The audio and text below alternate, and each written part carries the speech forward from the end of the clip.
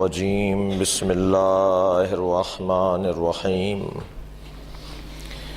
الحمد للہ الذی لا یبلغ مدحتہ القائلون ولا یحصی نعماءہ العادون ولا یعدی حقہ المجتہدون الذی لیس لصفتہ حد محدود ولا نعت موجود ولا وقت معدود ولا اجل ممدود فطر الخلائق بقدرته ونشر الرياح برحمته الصلاة والسلام على الرسول المسدد المصطفى الامجد المحمود الاحمد سیدنا و مولانا و مولا الکونین جد الحسن والحسین عانی ابا القاسم محمد اللہم صل علی محمد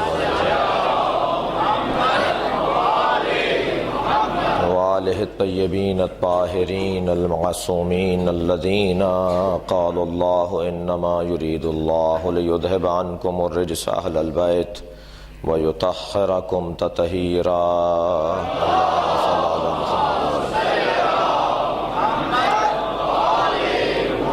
ولعنت اللہ علی اعدائہم اجمعین من یوم عداوتہم الى قیام یوم الدین اما بعد فقد قال الحکیم فی قرآن الکریم بسم اللہ الرحمن الرحیم وما اللہ یرید ظلما للعالمین صلوات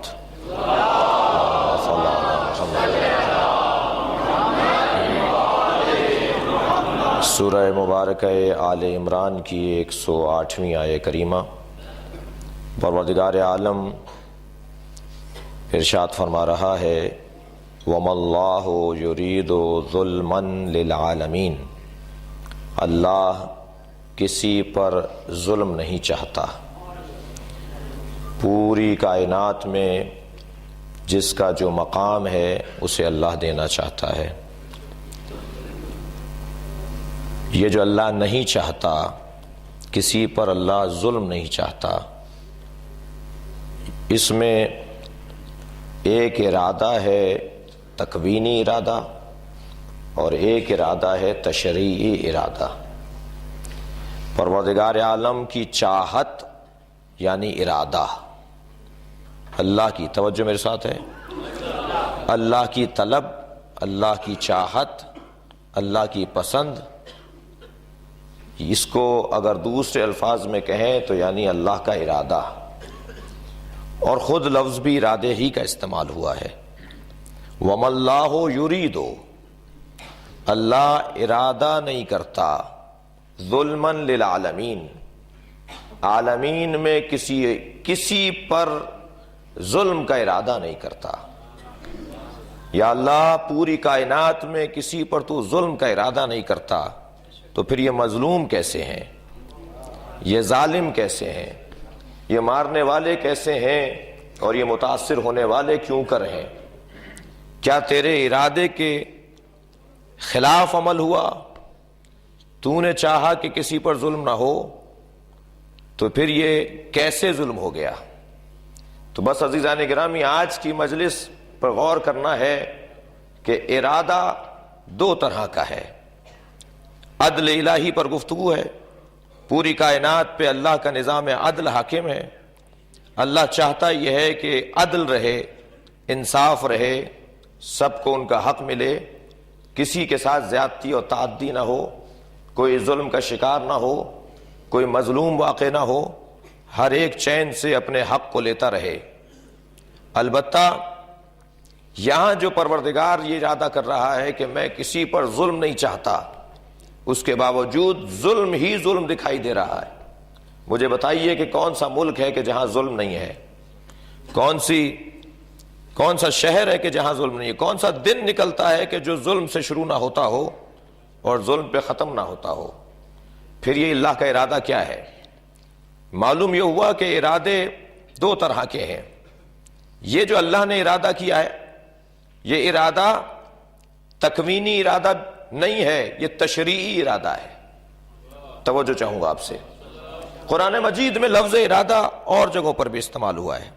آج کی گفتگو ہے ارادہ اور اختیار۔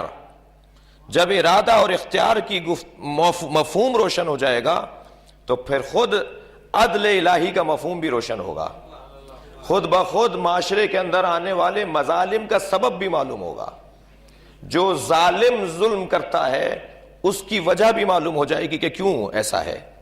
اللہ نہیں چاہتا کہ معاشرے میں ظلم ہو، یہ جو اللہ کی چاہت ہے کہ وہ چاہتا یہ ہے کہ ظلم نہ ہو، اس چاہت کا جلوہ تو نہیں دیکھ رہے ہم، اس کے خلاف ہم دیکھ رہے ہیں۔ یہ کس کی مجال ہے کہ جو اللہ کے ارادے کے خلاف عمل کر رہا ہے؟ اور یہ جو ارادہ اللہ کا ہے، یہ ارادہ اگر تکوینی ارادہ ہوتا تو مجال تھی کہ کسی کی کہ کوئی اللہ کے ارادے کے خلاف عمل کرتا؟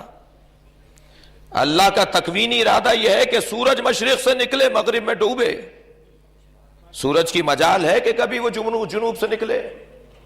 آج تک کبھی اللہ کے ارادے کے خلاف سورج نے کیا؟ آج تک کبھی چاند نے اللہ کے ارادے کے خلاف کوئی عمل کیا؟ وہ جو چاند رات کو اس کا جلوہ دکھائی دیتا ہے اور پہلی تاریخ سے اس کا سفر شروع ہوتا ہے اور 14 پہ جا کے وہ باکمال ہوتا ہے، ایک صلوات بھیجے محمد و آل محمد جی۔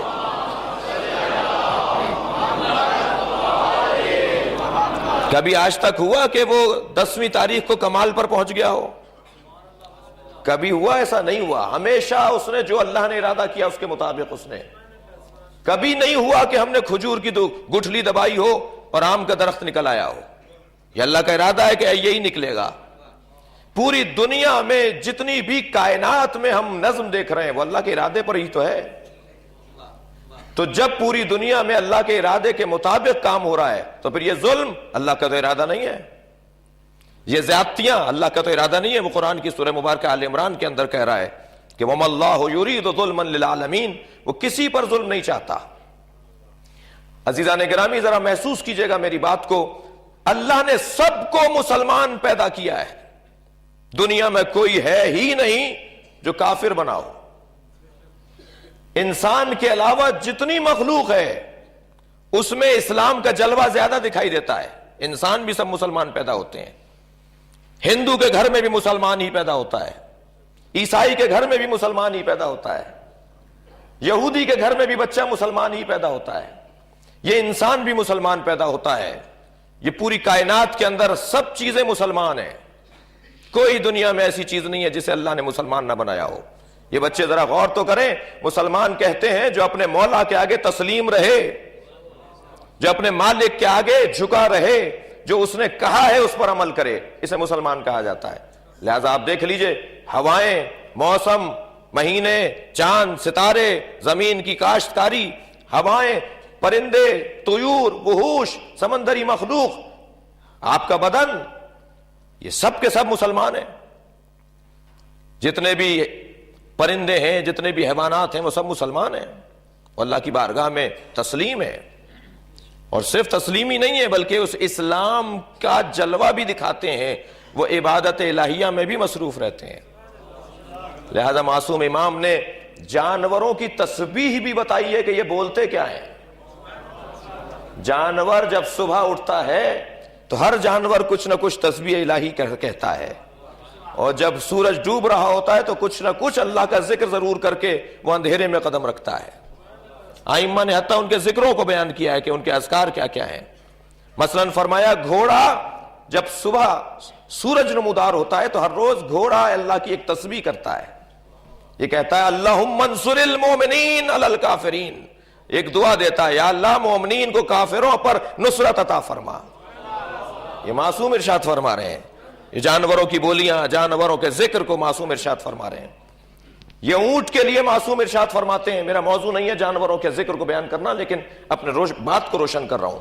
یہ اونٹ روزانہ جب صبح اٹھتا ہے، سورج طلوع کرتا ہے تو یہ اونٹ تسبیح پڑھتا ہے، کہتا ہے سبحان الذی یرا ولا یرا، یہ اللہ کا ذکر کرتا ہے۔ بابرکت ہے وہ ذات جو دیکھتی ہے مگر دیکھنے میں نہیں آتی۔ صلوات بھیجے محمد و آل محمد۔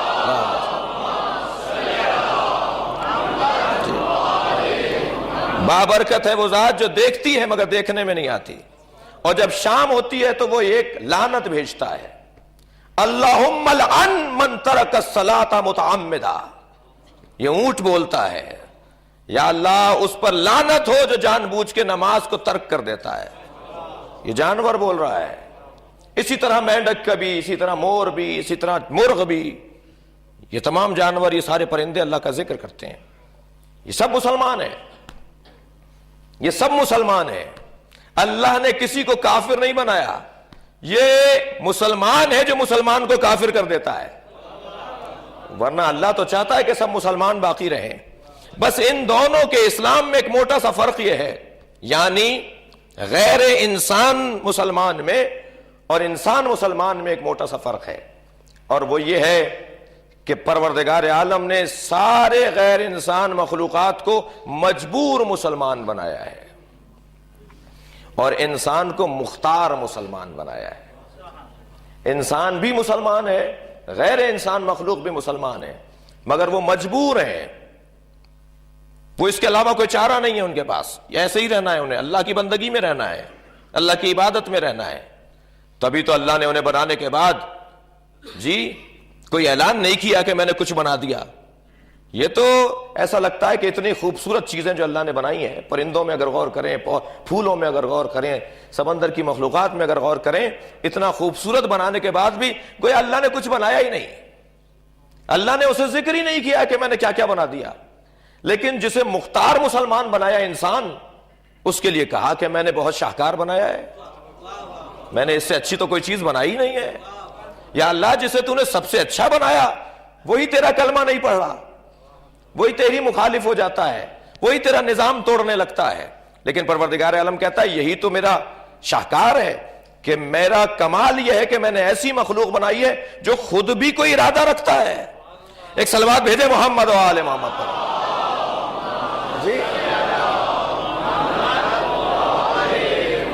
جو خود بھی کچھ سوچ سکتا ہے، جو خود بھی کچھ کر سکتا ہے، وہ مجبور نہیں ہے، زبردستی کی بنیاد پر نہیں ہے. عزیزان گرامی، آج جدید نظام تعلیم میں جو معاشرے کے اندر، غیر مہذب معاشرے کے اندر طالب علم نقل کرتے ہیں، چیٹنگ کرتے ہیں، اپنے ساتھ وہ چیزیں لے جاتے ہیں کہ جن کے اندر ان کے سوالات کے جوابات لکھے ہوتے ہیں، غیر مہذب معاشرے میں. اور یہ ایک لعنت ہوتی جا رہی ہے معاشروں کی، تعلیمی دنیا کی. پریشان ہیں پروفیسر، لیکچرار، اساتذہ، ماہرین تعلیم، تعلیمی اداروں کے ذمہ دار پریشان ہیں کہ اس لعنت سے کیسے بچیں. تو آج جدید دور میں، جدید نظام تعلیم میں ایک تصور دیا گیا ہے. کراچی کے انٹر بورڈ کے چیئرمین سے میری ملاقات ہو رہی تھی تو انہوں نے کہا کہ یہ ایک چیز ہم لے کر آ رہے ہیں فلاں ملک سے، اور انشاءاللہ اسے آہستہ آہستہ پہلے یہاں نافذ کریں گے، پھر پورے پاکستان کو خیال دیں گے. Open book test. کتاب کھول دیجئے، جس سے پڑھا ہے اس نے اسی سے سوال بنائیے، اس کے سامنے کتاب رکھ دیجئے، کہا اس سے جواب نکال کے دو. کیا کرو گے؟ ہم نقل کیا لے کر آؤ گے؟ ہم کتاب ہی تمہیں دے دیتے ہیں، اور اس کتاب کو اپنے سامنے رکھو اور اس کتاب کی روشنی میں ان سوالات کے جوابات دو. تو عزیزان گرامی، کتنا جدید دور ہے طالب علم کے لیے، کتنا. اب کیا کرے گا وہ؟ کیا نقل کرے گا؟ نکالو اسی سے جواب. اور وہ سوال بنانے والے کیا فن اور اس کا کمال ہوگا کہ وہ سوال ایسے بنائے کہ طالب علم کے پاس سوال بھی ہو اور ہے بھی اسی کتاب میں جواب. اب یہ جواب جب ہی دے گا جب اس کو سمجھا ہوگا، جب اس کو جانتا ہوگا کہ اس کے اندر کیا لکھا ہوا ہے. آج ابھی ہمارے پاکستان میں نہیں ہے یہ چیز، میرے علم کے مطابق. پروفیسر صاحب بتائیں گے، دیگر آپ بتائیں گے، اساتذہ، لیکن میرے علم کے مطابق ابھی باتیں ہیں، ابھی خیالات ہیں، ابھی تصورات ہیں. اوپن بک ٹیسٹ، کھلی ہوئی کتاب رکھ دیجئے اور کہیے اس سے جواب دیجئے. آج اتنا جدید دور اور ایک جدید نظریہ بعض ملکوں میں ہو چکا ہے اور کہہ رہے ہیں کہ یہ حل ہے. عزیزان گرامی، اللہ نے تو یہ سب سے پہلے انسان کے ساتھ کیا ہے. یہ جس کو ہم جدید بول رہے ہیں، اللہ نے بہت پہلے یہی نظام رکھا ہے. انسان کو بنا کے خود انسان کے حوالے کر دیا. ذرا بتا کہ تو اپنے آپ پر کیسے اختیار رکھ سکتا ہے. صلوات بھیجے محمد و آل محمد پر.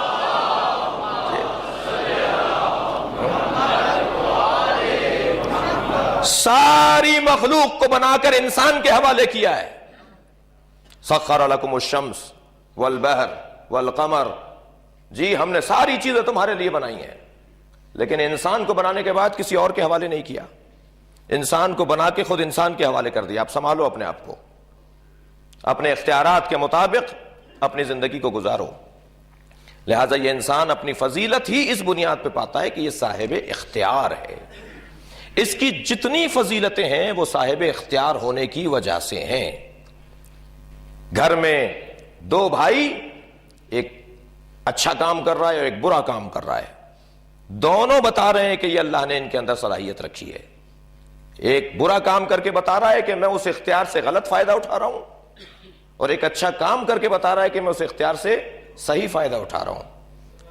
اور اسی بنیاد پر انسان کی فضیلت ہے، ورنہ اللہ کے یہاں مخلوق بہت تھی۔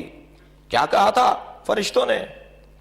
یا اللہ یہ نحن نسبح بحمدک ونقدس لک، یا اللہ ہم تیری تسبیح بھی کر رہے ہیں اور تیری تقدیس بھی کر رہے ہیں، تو نے اسے کیوں بنایا ہے؟ اسے بنا رہا ہے کہ جو صف کے دماغ کرے گا، جو زمین پر فساد پھیلائے گا، اسے بنا رہا ہے۔ پروردگار عالم نے کہا جو میں جانتا ہوں وہ تم نہیں جانتے۔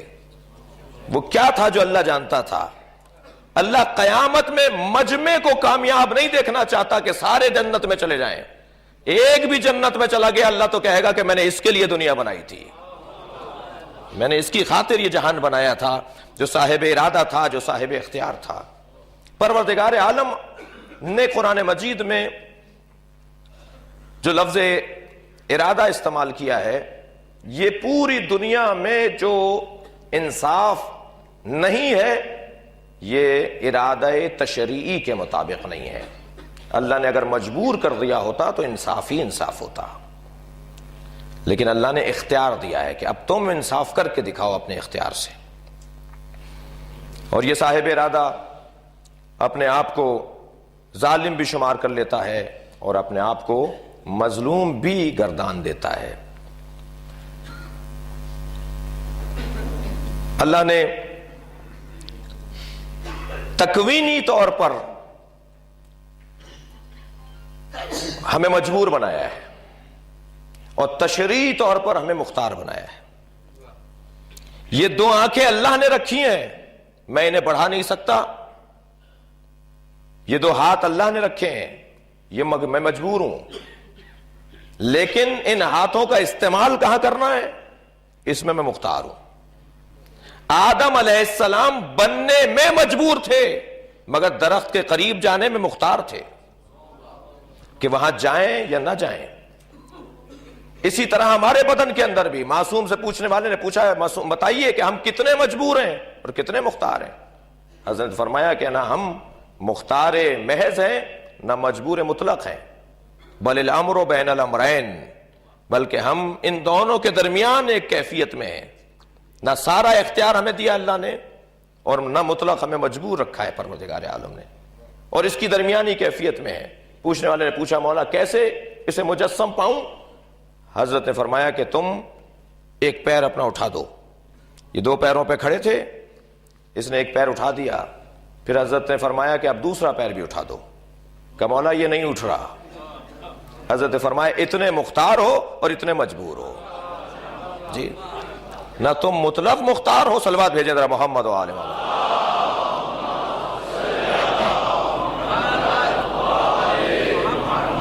اور نہ مطلق مجبور ہو۔ جب ارادہ کار فرما ہو، جب ارادہ کار فرما ہو تو وہاں حکمت سامنے آتی ہے، اور جہاں اجبار کار فرما ہو تو وہاں کمزوری سامنے آتی ہے۔ بہت ساری چیزیں ہیں کہ جو کمزوری کی دلیل بن جاتی ہیں، اور بہت ساری چیزیں ہیں جو حکمت کی دلیل بن جاتی ہیں، مگر جو حکمت کی دلیل ہوتی ہیں، جو ارادے سے کام کیا جاتا ہے۔ آج مجھے آپ کا سہارا تھوڑا سا زیادہ چاہیے، آپ ارادہ اپنا زیادہ استعمال کیجئے آج۔ جی جو کام اللہم صلی اللہ علیہ وسلم، جو کام ارادے سے کیا جاتا ہے اس کے اندر کمزوری تصور کی جاتی ہے جبکہ وہ حکمت ہوتی ہے، ضروری نہیں ہے۔ اور ویسے بھی حکمت کے سارے کام ارادے سے کیے جاتے ہیں، جذباتی سارے کام کمزوری کی بنیاد پہ کیے جاتے ہیں۔ وہ شخص جذباتی کام کرتا ہے جو کمزور ہو، لیکن جو سمجھدار ہو اور ارادہ رکھتا ہو وہ پھر کام حکمت پر مشتمل کرتا ہے. مگر ایک مشکل یہ ہے کہ حکمت کے کام دیر سے سمجھ میں آتے ہیں، جذباتی کام خود جلدی نتیجہ دے دیتے ہیں. میں اپنی قوم کو تقسیم کروں دو لوگوں میں، میری قوم دو لوگوں میں تقسیم ہے، ایک عاطفی شیعہ ہے اور ایک فقاہتی شیعہ ہے. عاطفی شیعہ وہ ہے جو شاید یہ نہ دیکھتا ہو کہ اس کا نتیجہ کیا نکلے گا جو میں کرنے جا رہا ہوں، لیکن جو فقاہتی شیعہ ہے، توجہ ہے، وہ یہ دیکھتا ہے کہ اس کا نتیجہ کیا نکلے گا، چاہے وہ نتیجہ 10 دن کے بعد نکلتا ہو. تو عاطفی شیعہ جب تک فقاہتی شیعہ نہیں ہو جائیں گے، میں فقاہت یعنی سمجھ، سوچ، فہم، فراست، گہرائی، فقاہتی شیعہ، اور عاطفی شیعہ جو فوراً نتیجہ چاہتا ہے، جو فوراً چاہتا ہے کہ کسی طرح سے مجھے وہ مطلب مل جائے، وہ مقصد مل جائے جو میں چاہتا ہوں. لیکن نہیں عزیزان گرامی، اس فقاہتی شیعہ میں توجہ چاہوں گا، اور اس صاحب ارادہ شیعہ کے اندر، اور اس عاطفی شیعہ میں اور اس مجبور شیعہ میں ایک موٹا سا فرق یہی ہے کہ وہ یہ دیکھتا ہے کہ میرے کام کا نتیجہ دیر پا ہونا چاہیے یا زود رس ہونا چاہیے. جو جلدی نتیجہ چاہتا ہے وہ جذبات میں کام کرتا ہے، جو دیر پا نتیجہ چاہتا ہے وہ سوچ سمجھ کے کام کرتا ہے. لہذا دیکھیے تاریخ تشیع کے اندر یہ بات بہت روشن ملتی ہے. ہمیں دعوت ذوالعشیرہ ہو رہی ہے، اور دعوت ذوالعشیرہ میں 3 دن تک کھانے پینے کے بعد پیغمبر کی بات نہیں سنی، اور پیغمبر اکرم اتنا کچھ کھلانے کے بعد بھی انہیں جانے دے رہے. دوسرے دن بھی ایسا ہی ہوا، تیسرے دن بھی ایسا ہی ہو رہا تھا. یہ کمزوری نہیں تھی، یہ حکمت تھی. اس لیے کہ اگر یہ کمزوری ہوتی تو پیغمبر اکرم دوسرے دن سے زیادہ مہلت نہ دیتے. پیغمبر اکرم نے اس لیے اسے حکمت میں رکھا، صبر رکھا. پیغمبر اکرم نے اس میں اپنے ارادے کو بڑھایا، اس لیے کہ اس کے نتیجے بہت دور تک ہیں. یہ کہہ رہے تھے یہ جادوگر ہے. اگر جادوگر ہے تو یہ جو تم نے کھانا کھایا ہے تمہیں گھر جا کے بھوک لگنی چاہیے تھی، اس لیے کہ جادو کا اثر محل بدلنے سے ختم ہو جاتا ہے. لیکن یہاں کیا ہوا کہ گھر جا کے بھی بھوک نہیں لگ رہی، کھانا کھا لیا. کہا بھائی وہ پیغمبر نے، نبی جو اپنے آپ کو کہہ رہے ہیں انہوں نے ہمیں کھانا کھلایا ہے. دوسرا پیغمبر نے حکمت یہ رکھی کہ جو کھلاتا ہے وہ اور ہوتا ہے، جو کھاتا ہے وہ وہی اور ہوتا ہے. جب تک آغاز تحریک میں دینے کا جذبہ نہ ہو اس وقت تک وہ تحریک کامیاب نہیں ہو سکتی. تو لازمی ہے کہ انسان دینے والا بنے، لینے والا قرار نہ پائے. پیغمبر اکرم کے وہاں حکمت تھی. کچھ اور آگے معاملہ بڑھا، 13 سال تک پتھر کھاتے رہے. پیغمبر اکرم نے فرمایا ما اوذی نبی قط کما اوذیت، جتنی تکلیفیں مجھے پہنچائی گئیں کسی کو نہیں پہنچائی. اس کے باوجود کہ آپ کے ساتھ اصحاب بھی تھے، مر مٹنے والے بھی تھے، لیکن پیغمبر اکرم نے پتھر دوبارہ پھینکا نہیں جہاں سے آیا تھا. پتھر کھاتے رہے، پتھر دوبارہ اسی طرف نہیں پھینکا جہاں سے آ رہا تھا. یہ کیوں تھی؟ یہ کیا تھا؟ یہ در حقیقت پیغمبر اکرم کا ارادہ تھا جو کار فرما تھا. ذرا کچھ دیر رکو تو صحیح، ذرا صبر تو کرو، ہمارے اس حکمت کو اور ہمارے اس ارادے کو ذرا محسوس تو کرو. اور آپ نے دیکھا کہ وہی لوگ جو پتھر مار رہے تھے وہ 23 برس کے بعد یا چند برسوں کے بعد پیغمبر کے سامنے ہاتھ باندھے ہوئے کھڑے تھے، جنہیں پیغمبر نے فرمایا اذهبوا انتم الطلقاء، جاؤ میں نے تمہیں آزاد کر دیا. مولا علی کے مطابق بھی مسلمان 3 طرح کے تھے پیغمبر کے زمانے کے مسلمان. جب امیر شام نے حضرت علی کو خط لکھا تھا کہ آپ نے انصار کے ساتھ یہ کیا، بعض مہاجرین کے ساتھ آپ کی طرف سے یہ ہوا، تو حضرت نے ارشاد فرمایا کہ تم کب سے انصار اور مہاجرین کے وارث ہو گئے؟ نہ تم انصار کے وارث ہو جو مجھ سے بات کرو، نہ تم مہاجرین کے وارث ہو جو تم مجھ سے بات کرو. تم تو بنو الطلقاء ہو، نہ تم انصار میں شمار ہوتے ہو نہ مہاجرین میں شمار ہوتے ہو. تم تو وہ جن کے تمہارے بابا کو مولا رسول اللہ نے آزاد کیا تھا. علی کے نزدیک 3 طرح کے مسلمان تھے. انصار وہ تھے جو مدینے میں رہتے تھے، مہاجرین وہ تھے جو مکے سے آئے تھے. کچھ وہ تھے نہ مکے کے تھے نہ مدینے کے تھے، بلکہ مجبور تھے کہ اب اس کے علاوہ کوئی اور چارہ نہیں ہے. حضرت فرمایا تم بنو الطلقاء ہو. اور یہ وہی جملہ ہے جو جناب زینب نے دربار شام میں یزید سے کہا تھا. فرمایا تھا اسکت یا ابن الطلقاء، خاموش اے آزاد شدگان کی اولاد. میرے جد رسول اللہ نے، میرے بابا علی نے تمہیں آزاد کیا تھا اور آج تم ہمیں اسیر بنا کر یہاں لے کر آئے ہو. حیثیت اور حقیقت بتا رہی ہیں بی بی ان کی. تو وہاں کمزوری نہیں تھی، وہاں بھی حکمت تھی. اور جب صلح حدیبیہ فرمانے لگے سرکار دو جہاں، تو وہاں بہت سے لوگوں نے کہا یہ کیا ہو رہا ہے، اتنا بڑا لشکر اور حضرت کو لوٹا رہے ہیں، حضرت واپس جانے کو تیار ہو گئے. ان کی مجال 100 سے زیادہ لوگ نہیں تھے جو تنگ کرنے والے تھے. یہاں ہزاروں کی تعداد میں مسلمان تھے جو جا رہے تھے حج کرنے کے لیے، عمرہ کرنے کے لیے. پیغمبر اکرم نے واپس جانے کا ارادہ کر لیا. اس وقت لوگ سمجھ رہے تھے کہ شاید یہ کوئی کمزوری ہے. نہیں عزیزان گرامی، جہاں ارادہ کار فرما نہ ہو وہاں جذباتیت ہوتی ہے، اور جہاں ارادہ محکم ہو وہاں حکمت ہوا کرتی ہے. اس کے لیے بہت کچھ خرچ کرنا پڑتا ہے، تہمتیں لینی پڑتی ہیں، الزامات لینے پڑتے ہیں. پھر کہا صاحب معاہدہ لکھیے، تو حضرت معاہدہ لکھوایا، من محمد رسول اللہ الہ، اور اس کے اوپر اعتراض ہو گیا کہ ہم تو رسول اللہ مانتے ہی نہیں ہیں، محمد ابن عبداللہ لکھو. پیغمبر اکرم نے فرمایا اسے مٹوا دو، کٹوا دو، کاٹ دو علی سے. پھر آگے بات بڑھی، کہا کہ ہمارا آدمی اگر آپ کی طرف آئے گا تو آپ کو واپس کرنا پڑے گا. پیغمبر اکرم نے فرمایا ہم واپس کر دیں گے. مشرکوں کا آدمی ہماری طرف آیا ہم واپس کر دیں گے. کہ اگر آپ کا آدمی ہمارے پاس آ گیا تو ہم واپس نہیں کریں گے. حضرت فرمایا واپس مت کرنا. توجہ ہے، تمہارا ہم واپس کر دیں گے لیکن تم ہمارا چاہو تو واپس نہ کرنا، ہم مان لیتے ہیں. یہ وہ والی شرط تھی جس کے اوپر بہت سے لوگوں کو شک ہوا کہ صاحب یہ کیا ماجرا ہے، آپ تو ہر بات مان رہے ہیں ان کی، آپ ہر بات تسلیم کر رہے ہیں، ہمارا آدمی چلا جائے گا ہمیں نہیں چاہیے، ان کا آئے گا ہم واپس کر دیں گے بڑے احترام کے ساتھ، آرام کے ساتھ، بغیر کسی تکلیف پہنچائے ہوئے اسے عزت و احترام کے ساتھ واپس کر دیں گے. عزیزان گرامی، یہ بعد میں سمجھ میں آئی نا، جو پیغمبر کو چھوڑ کر چلا جائے وہ اس قابل کہاں ہے کہ اسے واپس لیا جائے، اور جو وہاں سے یہاں آ جائے گا مسلمان بنا کر واپس کرنا تو یہ مسلمانوں کا کارنامہ ہوگا. یہ بعد میں سمجھ میں آئیں گی باتیں. لہذا جو ارادے کے مطابق کام ہوتا ہے، سوچ سمجھ کے ہوتا ہے، اس کے دیر پا اثرات ہوتے ہیں. یہ کمزوری نہیں ہے. آپ دیکھیے جنگ جمل کے اندر کیا ہوا. پیغمبر مولا علی علیہ السلام نے جنگ جمل کے اندر مال غنیمت کا اعلان کیا، خبردار کوئی مال غنیمت نہیں لے گا. یہ جو گر رہا ہے ان کا سامان، یہ جو مر رہے ہیں، ان کے ساتھ جو زیورات ہیں، ان کے ساتھ جو قیمتی چیزیں ہیں، تلواریں ہیں، زرہ ہے، خود ہے، جو کچھ ان کے ساتھ ہے، گھوڑے ہیں، ان کا کوئی سامان نہیں اٹھا کے لائے گا، وہیں چھوڑ دو. تو جنگ جب جیت لی میرے مولا نے، تو ایک نے کہا یا علی آپ سیرت پیغمبر سے گریز کر رہے ہیں، آپ سنت پیغمبر سے گریز کر رہے ہیں. پیغمبر کی سنت تو یہ تھی کہ مال غنیمت کو لیا جائے. حضرت فرمایا، جملہ سنیں گے، حضرت فرمایا میں سیرت پیغمبر سے گریز اور فرار نہیں کر رہا، میں ناموس پیغمبر کی حفاظت کر رہا ہوں.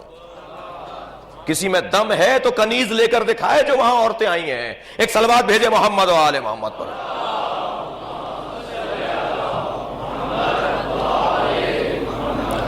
اسے حکمت اور اس کو ارادہ کہا جاتا ہے. بات اور آگے بڑھتی ہے. جنگ صفین میں بھی یہی ہوا. مدتوں پانی بند رکھا، اور جب پانی پر قبضہ کر لیا، اور پانی کا قبضہ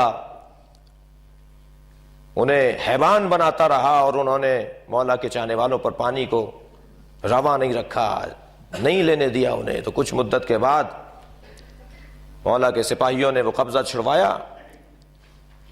تو سپاہی امیر شام کے کہنے لگے کہ اب ہم پر پانی بند ہوگا.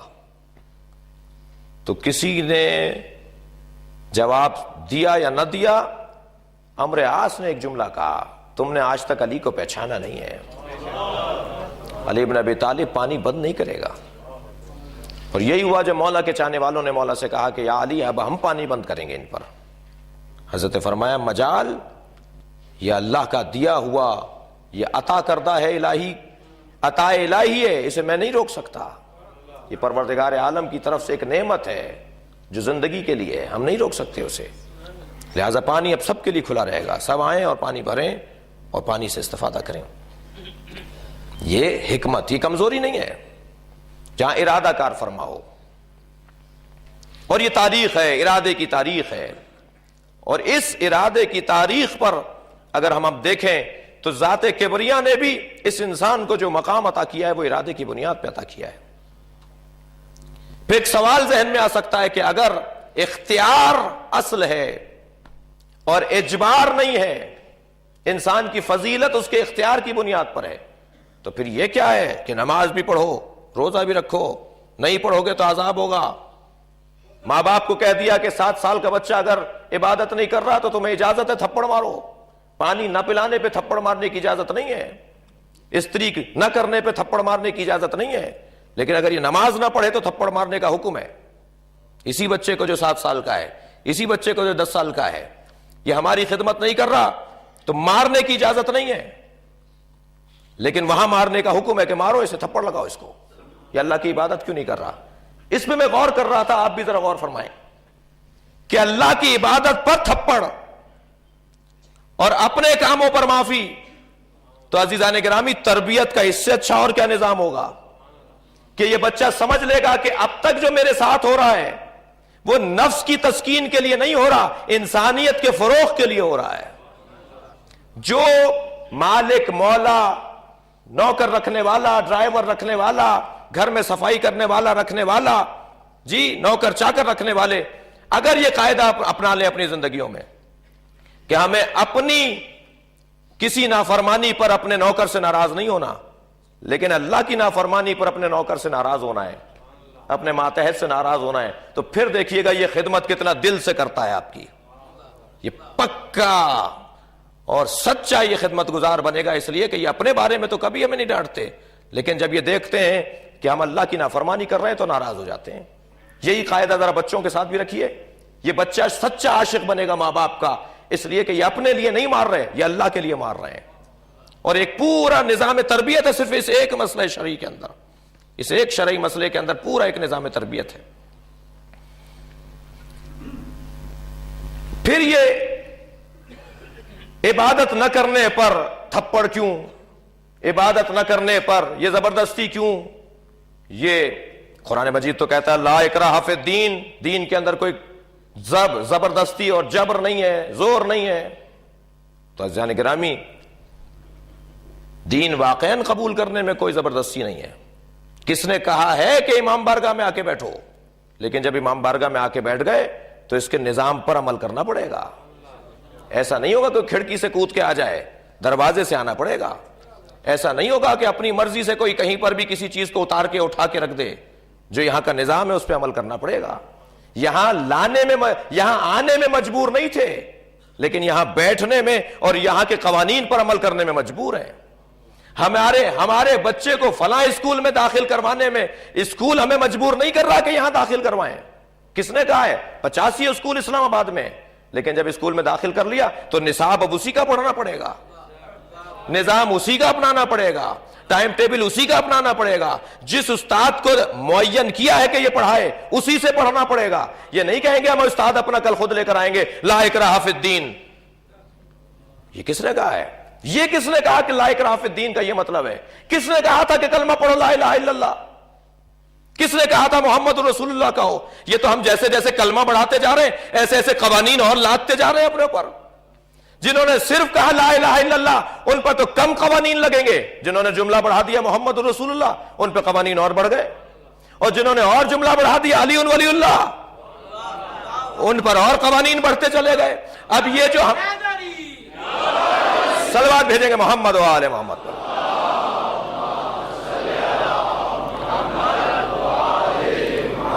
لہذا قوانین کا بڑھنا یہ در حقیقت اس اسکول میں داخلہ لینے کی وجہ سے ہے. یہ جبر نہیں ہے، یہ نظام ہے. جبر اور ہے، اجبار اور ہے، نظام اور ہے. لا اکراہ فی الدین خاص طور پہ حج کے موقع پہ ذرا زیادہ دکھائی دیتا ہے. بھائی یہ کیا خواہ مخواہ مولویوں کی بنائی بھی باتیں ہیں، ایسا نہیں ایسے کرو، ایسے نہیں ویسے کرو. ایک دستور ہے، ایک سسٹم ہے، ایک نظام ہے، ایک اصول ہے، طریقے ہیں، انہیں توڑ نہیں سکتے ہم. ہمارے ہاتھ میں ہی نہیں ہے کہ ہم توڑیں، اور اگر ہم توڑ بھی دیں گے تو اس نظام کا کچھ نہیں بگڑے گا. ہم فیل شمار ہوں گے، ہم ناکام شمار ہوں گے، ہمارے نمبر کم آئیں گے، اس لیے کہ ہم نے نظام توڑا ہے. وہ آخر میں ایک سند جاری ہوتی ہے کہ ان کا کردار کیسا تھا. تو آپ کتنے ہی قابل ہوں، کتنے ہی ذہین ہوں، لیکن کیونکہ نظام توڑ رہے تھے اس لیے اب وہ سند نہیں ملے گی کہ یہ کردار کے اچھے تھے۔ یہ جبر کا مطلب اور یہ اختیار کا مفہوم اللہ نے اس پورے نظام عدل کے اندر ہمیں مختار بنا کر ہمارے حوالے کر دیا۔ یہ جو نظام جہاد ہے یہ بھی نظام جبر نہیں ہے۔ نہیں مان رہا کوئی تو آپ تو مارنے چلے جاتے ہیں، آپ تو حملہ کرنے چلے جاتے ہیں۔ بہت سارے لوگ آپ کا دین نہیں اپنا رہے، آپ جیسا کلمہ نہیں پڑھ رہے تو آپ تو حملہ کر کے کہتے ہیں جہاد، مار ڈالو ان جو کلمہ نہیں پڑھ رہے۔ یہ کس نے کہا ہے؟ تین نظریے ہیں جہاد کے بارے میں۔ ایک نظریہ یہ ہے کہ یہ تسکین مزاج تھا، ان کی عادت ہی لڑنا تھی۔ بھائی مسلمان جو ہوئے تھے یہ عرب لوگ، ان کا مزاج یہ تھا کہ یہ جب تک لڑ نہیں لیں اس وقت تک نیند نہیں آتی تھی، انہیں سکون نہیں آتا تھا انہیں جب تک یہ کسی کو مار نہیں دیں، کاٹ نہیں دیں، کسی کا گھر نہیں بگاڑ دیں، کسی کا گھر نہیں اجاڑ دیں۔ ان کا مزاج تھا تسکین مزاج کے لیے، عادت کی تسکین کے لیے یہ لڑ رہے تھے۔ بڑے فخر سے کہتے تھے میں نے اتنے مارے ہیں، میرے بھائی نے اتنے مارے ہیں، اور اگر کسی نے قتل نہیں کیا ہوتا تھا تو کہتے تھے تم کوئی انسان ہو، تم کوئی مرد ہو، تم نے آج تک کوئی قتل نہیں کیا۔ اور پھر سال ہائے سال تک یہ قتل کی داستانیں چلتی رہتی تھیں جب تک کہ بدلے نہ ہو جائیں، پھر بدلوں پر بدلے نہ ہو جائیں، اور پورے خاندان ایک دوسرے سے لڑتے رہتے تھے اور بہانے ڈھونڈتے تھے کہ کسی طرح لڑیں، کیونکہ عادت یہ تھی۔ اور عادت کی تسکین کے لیے بہانے تلاش ہوتے تھے، جانور یہاں کیوں آ گیا؟ ارے بھائی جانور ہے، کہ نہیں تمہارا جانور ہے اس لیے اب تمہیں ماریں گے۔ اس بنیاد کے اوپر مدتوں لڑائی رہی، تو کہنے لگے یہ جو اسلام نے آ کر کہا کہ صاحب کیونکہ ان کی عادت ہے، اور کیوں عادت کی تسکین بھی ہونی چاہیے ورنہ چھوڑ کے چلے جائیں گے، یہ ان کا تو مزاج ہے لڑنا، انہیں لڑائی کے لیے کوئی چیز دے دو تاکہ ان کی عادت سکون پاتی رہے۔ تو کہنے جہاد کا نظریہ دے دیا گیا کہ لڑو تاکہ تسکین مزاج رہے۔ نہیں عزیزان گرامی، ایک نظریہ اور ہے، توجہ چاہوں گا، اور وہ دوسرا نظریہ یہ ہے کہ یہ ذریعہ معاش تھا۔ بھوکے ننگے لوگ جن کو مالکوں نے نوکریوں سے نکال دیا تھا، مالک تو زیادہ تر کلمہ پڑھ نہیں رہے تھے، زیادہ تر نوکروں نے کلمہ پڑھا، زیادہ تر غلاموں نے کلمہ پڑھا، زیادہ تر غریب طبقے نے کلمہ پڑھا، زیادہ تر ان لوگوں نے کلمہ پڑھا کہ جو بہت زیادہ ثروت مند نہیں تھے۔ نبی مکرم پر سب سے پہلے کلمہ پڑھنے والے لوگ، زیادہ تر کلمہ پڑھنے والے لوگ مسافر تھے، مہاجر تھے، غریب تھے، توحیدست تھے۔ اور بہرحال معاشرے کے اندر یہ سرداروں نے تو کلمہ بعد میں پڑھا نا، مجبوری میں پڑھا، جی مجبور ہو گئے تو انہوں نے کلمہ پڑھا۔ تو کہنے لگے ذریعہ معاش کے لیے کل لڑو اور کچھ مال غنیمت لوٹ کے لے آؤ، تمہارا گھر چلتا رہے گا۔ اس وجہ سے جہاد کا نظریہ دے دیا، اور بہت کچھ کماتے تھے یہ اس بہانے، مدتوں کھاتے تھے اس بہانے، لڑ کے آتے تھے اور مال کو لوٹ کر لاتے تھے اور پھر زندگی گزارتے تھے۔ یہ ذریعہ معاش ہے، یہ تسکین مزاج ہے؟ نہیں عزیزان گرامی، نہ جہاد ذریعہ معاش تھا نہ تسکین مزاج تھا، بلکہ اعلاء کلمت اللہ کے لیے ایک بہترین ہدف لے کر آیا تھا۔ اور جہاد کرنے والوں نے بتایا کہ ہم در حقیقت اللہ کا نام اونچا کرنے کے لیے جہاد کر رہے ہیں، اور اقامت شعائر الاسلام اور ایمان، اسلام اور ایمان کے شاعر کو اور اقدار کو پروان چڑھانے کے لیے جہاد کر رہے ہیں۔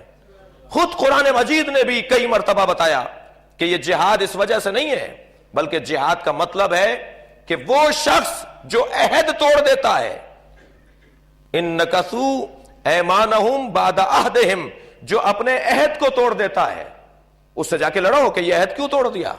4 جگہ قرآن مجید نے جہاد کے سبب کو بیان کیا، ایک عہد شکنی، جی ایک فتنہ و فساد، ایک ظلم و زیادتی، اور عزیزان گرامی ایک تعدی و تجاوز، جو بہرحال اگر دیکھیں تو یہ چاروں آیتیں ایک ہی مفہوم کو بھی پہنچاتی ہیں۔ تو جہاد اس وجہ سے نہیں تھا کہ ان کی عادتیں تھیں اور زبردستی انہیں مسلمان بنا لیا جائے، اس لیے انہیں جہاد کا تصور دیا اور لوگوں کو زبردستی کلمہ پڑھوا لیا جائے۔ عزیزان گرامی، در حقیقت یہ تصور دیا اسلام نے کہ معاشرے میں رکاوٹ، معاشرے میں آنے والی دیوار اور ترقی کی راہ میں آنے والی رکاوٹ کو برطرف کیا جائے، تب جا کے اس کا مفہوم جہاد اور اس کا مفہوم جہاد کا مفہوم روشن ہوگا۔ لہذا یہاں پر جب قاسیہ کی جنگ ہوئی، جنگ قاسیہ، تو اس وقت اس نے رستم نے چند مسلمان سپاہیوں کو علیحدہ علیحدہ بلا کر پوچھا کہ کیوں آئے ہو؟ تو ان سب نے ایک ہی جملہ کہا تھا کہ ہم اس لیے آئے ہیں کہ لوگوں کو دعوت دیں اسلام کی، اور اگر اسلام کی دعوت انہوں نے قبول کر لی فبہا، اور اگر اسلام کی دعوت قبول نہیں کی تو پھر ہم انہیں اللہ کی بندگی کی طرف بلائیں گے، اور اللہ کی بندگی کے راہ میں اگر وہ رکاوٹ بنے تو ہم اس رکاوٹ کو ہٹا دیں گے۔ ان قبلنا الاسلام، اگر انہوں نے اسلام کو قبول کر لیا تو ہم بھی انہیں قبول کر لیں گے، اور اگر انہوں نے قبول نہیں کیا تو پھر ہم جہاد کریں گے۔ اور جہاد کا مطلب اعلاء کلمت اللہ و اقامت شعائر الاسلام۔ ہم مرنے کے لیے آئے ہیں، مارنے کے لیے نہیں آئے۔ جہاد کا مفہوم ایک یہ بھی تھا جس کے اندر غازی کا مفہوم اور شہادت کا مفہوم اور قربانی کا مفہوم پایا جاتا تھا، لہذا وہ بھی جبر نہیں تھا، وہ بھی رستے کے پتھر کو ہٹانا تھا، وہ بھی اسلام کی ترقی اور شعائر اور اقدار کے پروان چڑھانے کا ذریعہ تھا۔ تو یہ جبر اور اختیار در حقیقت انسان کی فضیلت اور رذیلت کا ایک سبب بن جاتا ہے، اور اختیار کی بنیاد پر جہاں جہاں بھی کار فرمائیاں رہیں، کرشمہ سازیاں رہیں، وہاں فضیلتیں رہیں، اور جہاں زبردستی کام کیا گیا وہ ادارہ، وہ کام، وہ ہدف، وہ مقصد زیادہ دیر پا نہیں رہا۔ ادھر ایک لشکر تھا جو اجبار کی بنیاد پر تھا، ادھر ایک لشکر تھا جو اختیار کی بنیاد پر تھا۔ وہ جو اجبار کی بنیاد پر آیا تھا وہ پیسے کی خاطر آیا تھا، وہ خوف کی وجہ سے آیا تھا، وہ تعلقات کی بنیاد پر آیا تھا، لیکن یہاں آنے والے جانتے ہیں کہ نہ پیسہ ملے گا، نہ جانے پر ہمیں کوئی سزا ملے گی، نہ جانے پر کوئی تعلقات خراب ہوں گے، اس لیے کہ یہ تو چراغ بجھا کے کہہ رہے ہیں کہ چلے جاؤ، ہم ناراض بھی نہیں ہوں گے، کل تمہاری جنت میں ضمانت بھی لیتے ہیں کہ تمہیں جنت ملے گی، آخرت میں تمہاری کامیابی بھی ہم لے رہے ہیں کہ تمہیں عذاب نہیں ملے گا، چلے جاؤ، اور اگر گھبرا رہے ہو تو ایک بچے کا ہاتھ پکڑ کے لے جاؤ، میرے خاندان میں سے کسی فرد کو لے جاؤ اپنے ساتھ، تاکہ تمہارے پاس جواز ہو جائے کہ ہم انہیں پہنچانے آئے تھے۔ یہ آخری کیفیت تھی کہ جب امام مطلقاً اختیار دکھانا چاہتے تھے اپنے اصحاب کا، یہ اجبار کی بنیاد پر نہیں ہے۔ اور خاص طور پر مکے سے جب آپ کا سفر آگے بڑھا عراق کی طرف تو آپ کا لہجہ بدل گیا تھا، آپ یہ ارشاد فرما رہے تھے مسلسل کہ خبردار یہ مت سمجھنا کہ ہم حکومت بنانے جا رہے ہیں، ہم مرنے جا رہے ہیں، ہم قربانی کے لیے جا رہے ہیں۔ امام نے جب نقشہ بدلا ہوا دیکھا حضرت مسلم کی شہادت کے بعد خاص طور پر، تو وہاں بھی حضرت نے اسی انداز سے لوگوں کو تعلیم دی کہ زبردستی مت آؤ ہمارے ساتھ، بلکہ اختیار کے ساتھ آؤ۔ حضرت زہیر قین کو بھی حضرت امام حسین نے اسی انداز سے جا کر سمجھایا کہ میرا گھوڑا لے لیجیے، حضرت فرمایا تمہارے گھوڑے کی ضرورت نہیں ہے، مجھے تمہاری ضرورت ہے۔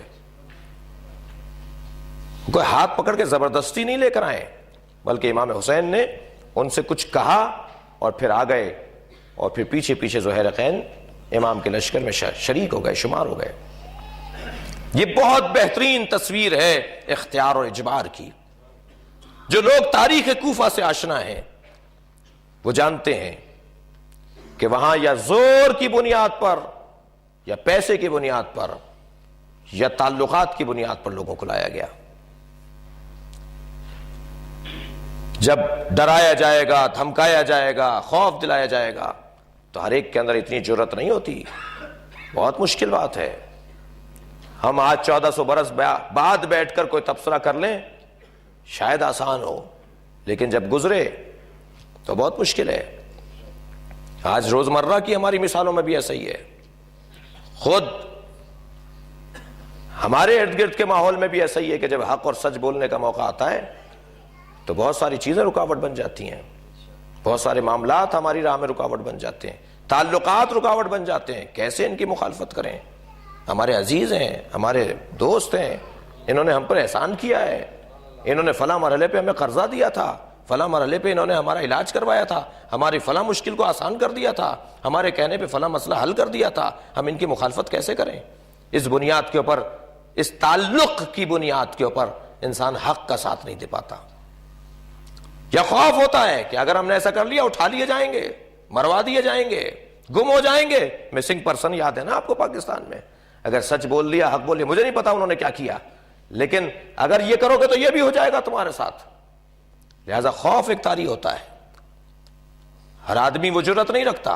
لیکن عزیزان گرامی، جو اپنی ذات سے گزرنا چاہتا ہے، جو اپنے آپ سے گزرنا چاہتا ہے، وہ ایک حلاوت ڈھونڈ رہا ہوتا ہے، ایک مٹھاس ڈھونڈ رہا ہوتا ہے.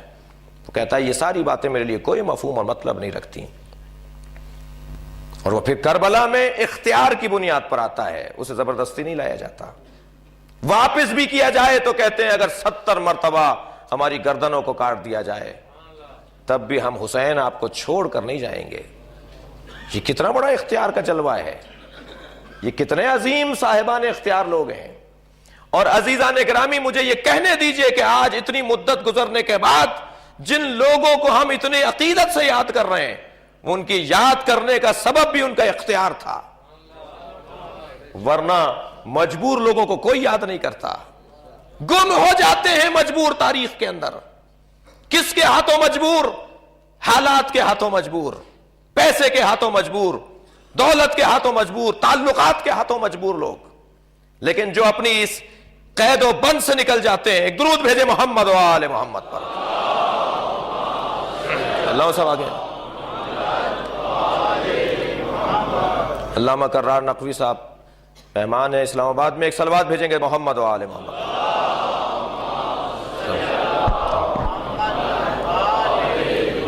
جو ان قید و بند سے نکل جاتے ہیں وہ تاریخ میں گم نہیں ہوتے، وہ فراموش نہیں کیے جاتے. کتنے لاکھوں لوگ آئے ہوں گے جو ان بنیادوں کے اوپر تاریخ میں آئے اور آج تاریخ میں ان کا کوئی نام نہیں ہے.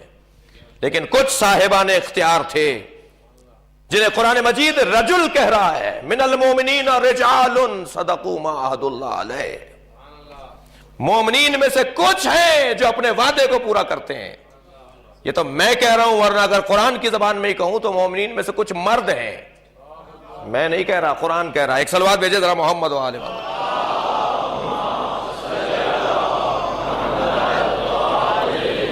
من المومنین رجال، مومنین بھی سب رجل نہیں ہیں، مومنین بھی سب مرد نہیں ہیں. اللہ کے نزدیک مومنین میں کچھ مرد ہیں، صدقوا ما عہد اللہ علیہ، یہ اپنے اختیار پر عمل کرتے ہیں، یہ مجبور نہیں رہتے تعلقات کی، پیسے کی، خوف کی بنیاد پر، بلکہ اپنے اللہ سے کیے ہوئے وعدے کو پورا کرتے ہیں. فمن قضى نحبہ، کچھ ہیں جو وعدے کو پورا کرنے کے بعد منزل مطلوب پا لیتے ہیں. ومن ينتظر، اور کچھ ہیں جو منتظر ہیں کہ کب وعدہ پورا کریں.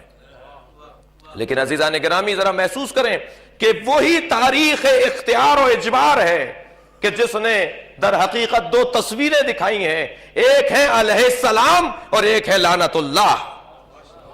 فرق اسی کا ہے، کچھ مجبور رہے لعنت اللہ کہلائے، کچھ مختار رہے علیہ السلام کہلائے. یہ کس چیز نے انہیں قابل قدر اور قابل منزلت بنایا ہے؟ وہ ان کے اختیار نے انہیں قابل منزلت بنایا ہے. حال تو دیکھیے ذرا میرا اور میرے معاشرے کا، کہ انسان اتنا خوف زدہ ہے کہ چھوٹی سی بات سچ بولنا اس کے لیے تیار نہیں ہوتا، خوف کی وجہ سے. ہم نے ایک دکان سے پین خریدا، ہمارے ساتھ ایک ساتھ تھے، ہمارے ساتھ ایک صاحب تھے. انہوں نے دیکھا کہ ہم نے وہاں سے قلم خریدا ہے، آ کے بیٹھے ایک جگہ پر. ہم نے لکھتے ہوئے اپنا قلم سامنے والی میز پہ رکھ دیا. کچھ دیر کے بعد وہاں کچھ اور لوگ بھی آئے. ان میں ایک صاحب ایسے آئے جو علاقے کے اندر مشہور تھے کسی رشتے سے، لوگ ان سے ڈرتے تھے، ہاتھ چھوڑ بھی تھے، زبان چھوڑ بھی تھے. جب چاہیں کسی پر ہاتھ بھی اٹھا لیتے تھے، جسے چاہیں جو کچھ کہہ بھی دیتے تھے. اب انہوں نے وہ پین اٹھایا اور اپنی جیب میں لگا لیا. ہم نے کہا صاحب یہ پین ہمارا ہے. تو مجھے دیکھ کے کہنے لگے کہ ہمیں جانتے نہیں ہو. ہم نے کہا اس سے کیا غرض ہے کہ آپ کون ہیں؟ یہ پین ہمارا ہے، ہمیں دیجئے. تو وہ جو دوسرے صاحب جو میرے ساتھ تھے جنہوں نے دیکھا تھا کہ پین ہم نے خریدا ہے، انہوں نے ان کو دیکھ کے کہا تو میں نے بتاؤ کہ ہم کون ہیں؟ اب ہم نے کہا یہ کہیں گے کہ ہاں صاحب انہی کا پین ہے، لیکن فوراً وہ ہم سے کہنے لگے مولانا اور لے لیجئے گا۔ ارے بھائی ہم اور لے لیں، یہ ہمارا مسئلہ ہے، تم بھی تو سچ بول کے بتاؤ۔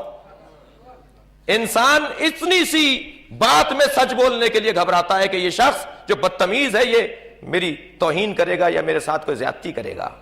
عزیزان گرامی، یہاں مجبور ہے یہ مختار، اگر مختار ہوتا تو سچ بولتا، اور اگر سچ بولتا تو صاحب قدر و منزلت ہو جاتا، لیکن کیونکہ یہ مجبور تھا، خوف کا مجبور، تعلقات کا مجبور، پیسے کا مجبور۔ تاریخ کوفہ پڑھی ہے عزیزان گرامی، وہ لوگ جنہوں نے خط لکھا تھا، جنہوں نے امام حسین کو بلایا تھا، وہ سارے مجبور ہو گئے انہی باتوں کی بنیاد پر، لیکن انہی میں سے کچھ نکلے۔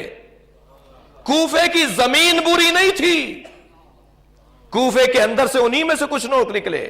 یہ مسلم ابن اوسجہ وہیں کے ہیں، یہ حبیب ابن مطاہر وہیں کے ہیں، یہ حضرت ہانی ابن عروہ جو کوفے میں شہید ہو رہے ہیں وہیں کے ہیں، یہ حضرت مختار جو بعد میں اپنے اختیار کا کرشمہ دکھائیں گے۔ صلوات بھیجے محمد و آل محمد۔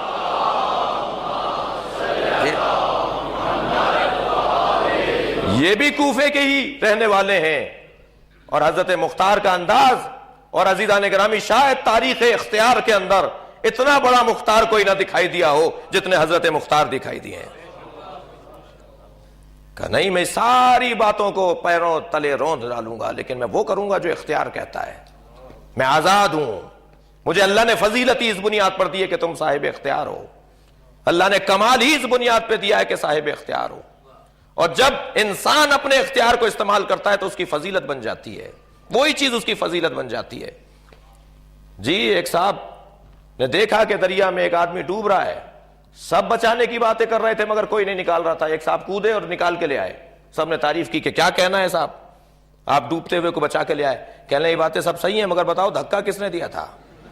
جی اگر کوئی کام زبردستی ہو تو اس کی فضیلت نہیں رہتی، اگر وہی کام اختیار سے ہو تو اس کی فضیلت ہو جاتی ہے۔ تو اصل انسان کی قیمت جوہر، میں نے عزیزان گرامی آج کی مجلس میں خون پسینہ لگایا ہے، انسان کی اصل جوہر، اصل قیمت اس کا اختیار ہے۔ یہ مجلس، یہ عزاداری، یہ یا حسین کی صدائیں، یہ علم اور تعزیے کا نکالنا، یہ اجبار کی بنیاد پر نہیں ہے، اختیار کی بنیاد پر ہے۔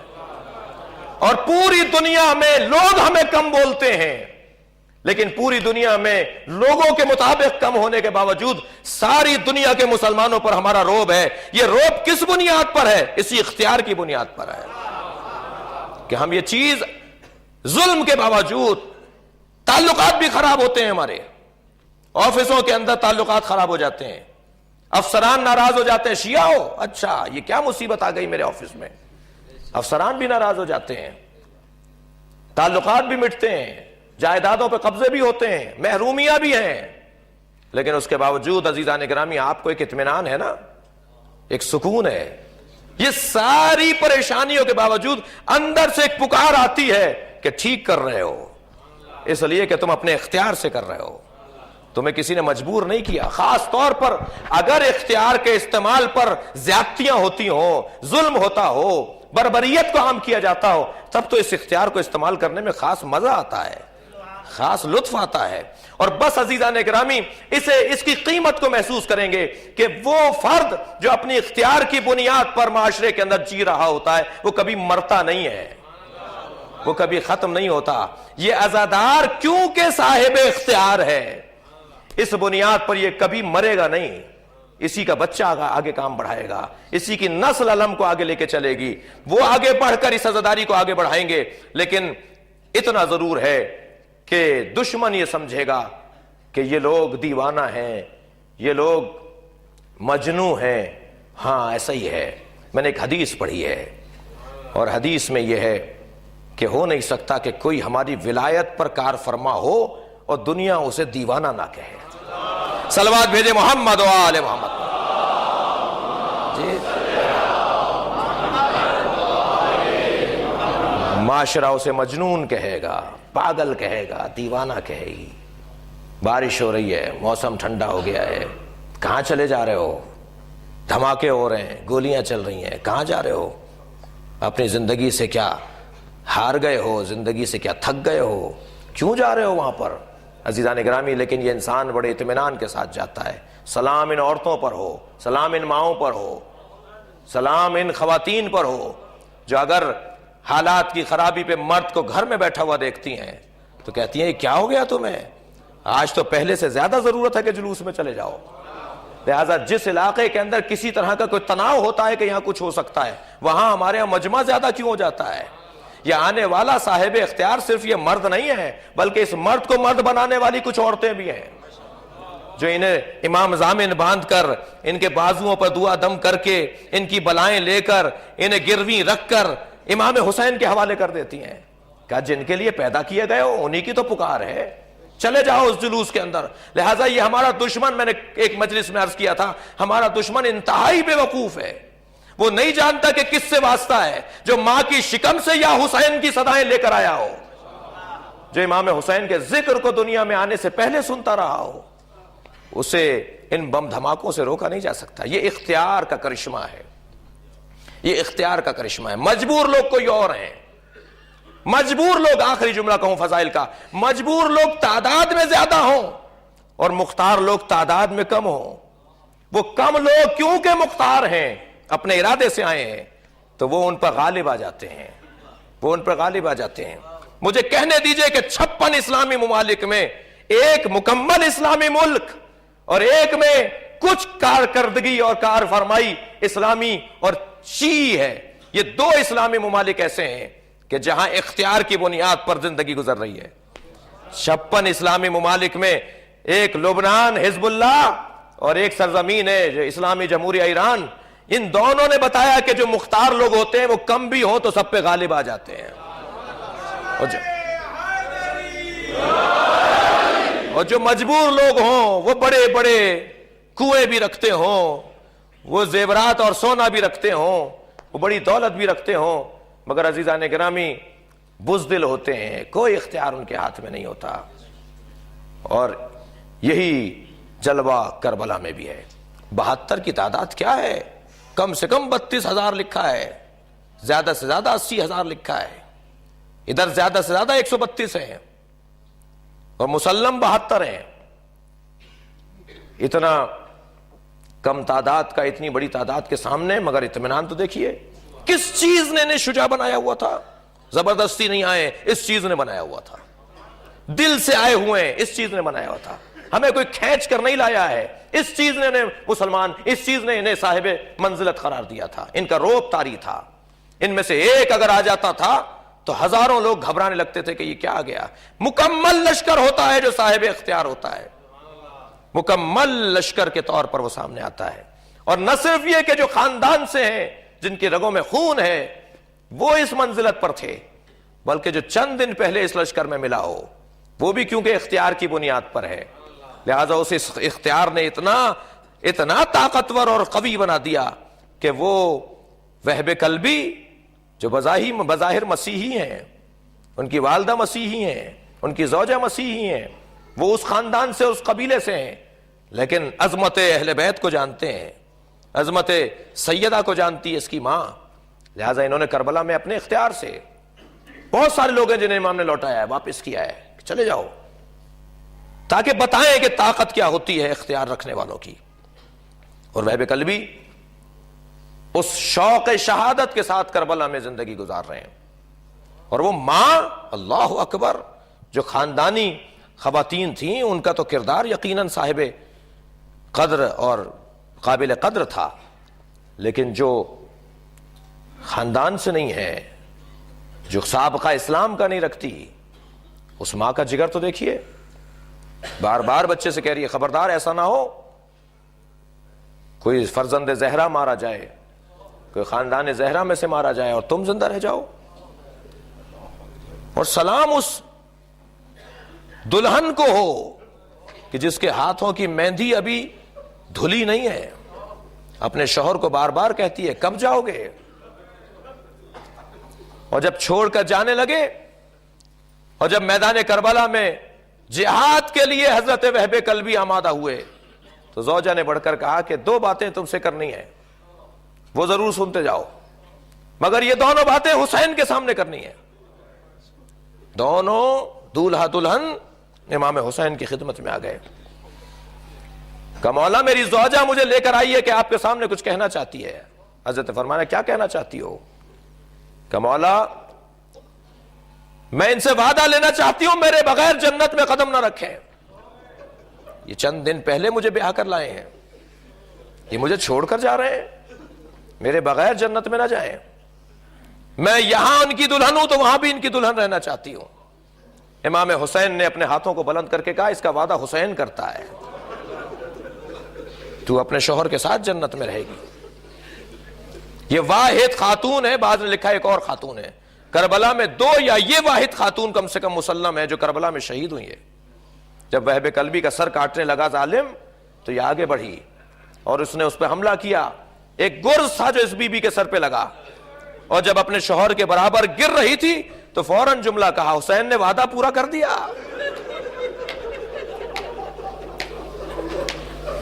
اور کہا مولا دوسری بات میں اپنے شوہر سے کرنا چاہتی ہوں، اور وہ یہ بات ہے کہ آپ ان سے کہیے کہ اس کی شہادت کے بعد مجھے اجازت ہو میں بی بی زینب کے خیمے میں چلی جاؤں، میں جناب زینب کی خدمت کرنا چاہتی ہوں. امام نے فرمایا کہ کیوں اپنی ساس کے ساتھ نہیں رہنا چاہتی، کیوں زینب کے خیمے میں جانا چاہتی ہو؟ کہ مولا میں نے سنا ہے کہ جب مرد مار دیے جاتے ہیں تو عورتوں کو اسیر بنا لیا جاتا ہے، میں چاہتی ہوں کہ میرا پردہ میرا حجاب باقی رہے. امام کی آنکھوں میں آنسو آنے لگے. فرمایا اس کا وعدہ حسین نہیں کرے گا. اے زوجہ وہب اگر 11 محرم کو ہوتی تو تم دیکھتی جس زینب کے خیمے میں جا کر اپنا پردہ بچانا چاہتی ہو اس کے سر سے چادر اتر گئی. اجرکم اللہ. خدا کسی غم میں نہ رلائے سوائے غم اہل بیت میں. ہاں عزادارو آج 13 محرم ہے. اسیروں کو کوفہ لے جایا گیا. امام کا لاشا 3 دن سے بے گور و کفن ہے. ان ظالموں نے اپنے کشتے تو دفنا دیے، لاشیں اٹھا کر لے گئے، لیکن فرزند زہرا کا لاشا 3 دن بے گور و کفن رہا. بڑا سخت مرحلہ تھا عزادارو اس بہن کے لیے کہ جب اپنے بھائی کو مڑ مڑ کے دیکھ رہی تھی. اے بھائی حسین تمہارے لاشے کو ایسے چھوڑ کر جا رہی ہوں. جناب سکینہ اپنے بابا کے لاشے سے اٹھ نہیں رہی تھی. بہت کہا، امام سجاد نے کہا بھیا آپ چلے جائیے، میں بابا کے لاشے پر رہنا چاہتی ہوں. جناب زینب نے بہت کہا، پوچھا سکینہ کیوں رہنا چاہتی ہو؟ کہا پھوپھی اماں میرے بابا کو دفنایا نہیں گیا، جب تک میرے بابا کی تدفین نہیں ہو جائے گی میں بابا کے پاس رہوں گی. لیکن کیسے جناب سکینہ کو اٹھایا اس کا بیان بڑا مشکل ہے. میں نے مقتل میں ایک جملہ پڑھا، شمر تعزیانہ لے کر آگے بڑھا اور جناب سکینہ کے سر پر ہاتھ رکھا. یہ میں ادباً کہہ رہا ہوں کہ سر پر ہاتھ رکھا. اس ظالم نے ایسا ظلم کیا کہ جناب سکینہ کھڑی ہو گئی. کہا پھوپھی اماں میں چلنے کو تیار ہوں. اجرکم اللہ. یہ قافلہ اسیروں کا چلا گیا، عزادارو کوفے پہنچ گیا. جب بنی اسد کی عورتوں نے اپنے مردوں کو بلا کر کہا کہ حسین نے یہ زمین خرید کے ہمیں ہبہ کر دی تھی اور کہا تھا کچھ نہیں چاہتا سوائے اس کے میرے ظاہروں کو مہمان رکھنا، کچھ نہیں چاہتا سوائے اس کے کہ میرا لاشا اگر بے گور و کفن ہو تو تم آ کر اسے دفنا دینا. آج 3 دن گزر گئے، حسین ابن علی کا لاشا بے گور و کفن ہے. بنی اسد کے لوگ کھدال اور بیلچے لے کر بڑھے، چاہتے ہیں امام حسین کے لاشے کو دفنائیں، مگر جب کربلا میں آئے تو کسی لاشے پر سر نہیں تھا. یہ کیسے پہچانے کہ عباس کا لاشا کون سا ہے، علی اکبر کا لاشا کون سا ہے، امام حسین کا لاشا کون سا ہے؟ ابھی یہ سوچ رہے تھے کہ کوفے کی جانب سے ایک سوار کو آتے ہوئے دیکھا، گھبرا گئے کہ کہیں ایسا نہ ہو حکومت کا کوئی کارندہ ہو. تو دور سے آواز آئی امام سجاد کی، میں ان لاشوں کا وارث ہوں، مجھے تمہاری مدد کی ضرورت ہے. امام نے فرمایا ایک بڑی قبر کھودو. بڑی قبر کھودی گئی. امام نے سارے شہدائے کربلا کو گنج شہیدہ میں دفن کر دیا اور پھر گئے ہیں ترائی کے اوپر. نہر کے کنارے پر ایک لاشا ہے جس کے جوڑ علیحدہ ہیں. تکلف کر کے نہیں رویا زدارو، اپنی آوازوں کو آزاد چھوڑیں گے. جس کے جوڑ علیحدہ ہیں. مقتل کا جملہ ہے کہ جب جناب عباس شہید ہو گئے تھے تو کچھ لوگ آگے بڑھے اور یہ کہتے ہوئے آگے بڑھے کہ کہیں ایسا نہ ہو کہ یہ پھر کھڑا ہو جائے، لہذا اتنی تلواریں برساؤ کہ اس کے جوڑ جوڑ علیحدہ ہو جائیں۔ مقتل کا جملہ ہے، جب امام سجاد نے لاشا ایک چٹائی میں اٹھایا نا، تو امام سجاد جب لاشا اٹھا رہے تھے تو لاشا ڈھلک جاتا تھا، اس لیے کہ حضرت عباس پر اتنی تلواریں چلائی گئی کہ جوڑ جوڑ علیحدہ ہو گئے۔ اور لاشا دفناتے ہوئے ایک جملہ کہا تھا، چچا یہ ماں اور بہنیں اور پھوپیاں تمہارے آسرے پر آئی تھیں، اور آج کوفے کے بازار میں لوگ اشارے کر کے کہتے ہیں وہ حسین کی بہن ہے، وہ حسین کی زوجہ ہے، وہ حسین کی بیٹی ہے۔ عجب نہیں عباس کا لاشا کانپا ہو، اور عباس کے لاشے سے آواز آئی ہو، زین العابدین یہ مشیت ہے، یہ ارادہ ہے الہی۔ اور پھر آئے ہیں جناب امام حسین کے لاشے کے قریب۔ امام حسین کا لاشا، دو قبریں کھودی حضرت امام سجاد نے، پائتی کی جانب اپنے بھائی علی اکبر کو لٹایا، سرہا نے اپنے بابا کو دفنایا، اور امام سجاد نے علی اکبر کو لٹاتے ہوئے پھر ایک جملہ کہا، بھیا علی اکبر تمہیں بابا کا جوار مبارک ہو، اور میں کوفہ و شام میں ماں بہنوں کے ساتھ ہوں، سروں پر چادریں نہیں ہیں، لوگ پتھر مار رہے ہیں۔ اور پھر امام سجاد نے امام حسین کا لاشا قبر کے حوالے کیا، اور جب قبر میں لٹا کر خاک سے یکسان کر دیا زمین کو، تو انگشت شہادت سے لکھا، ھذا قبر الحسین، یہ حسین کی قبر ہے، الذی قتلوا عطشانا، جسے پیاسا مارا گیا۔ یہ جملہ اس لیے لکھا کہ جب چہلم پر بہن آئے تو پہچان لے کہ میرے بھائی کی قبر کون سی ہے، اور اس قبر پہ لکھا ہوگا کہ یہ حسین کی قبر ہے۔ آپ نے گریہ کر لیا، ایک جملے کے لیے میں نے آپ کو زحمت دی عزادارو، آپ نے بہت گریہ کیا، ثواب آپ کو مکمل ہو گیا۔ یہ مصائب جو امام حسین کی تدفین کے مصائب ہیں، یہ مصائب ایک ذاکر نے کربلا میں خود حرم امام حسین میں پڑھے، اور مصائب پڑھنے کے بعد جب ممبر سے اترا تو ایک رونے والے نے کہا، یہ تو بتاؤ علی اصغر کو کہاں دفنایا؟ ذاکر نے یہ جملہ کہا، خطیب نے یہ کہا، مجھے نہیں معلوم امام سجاد نے علی اصغر کو کہاں دفنا دیا۔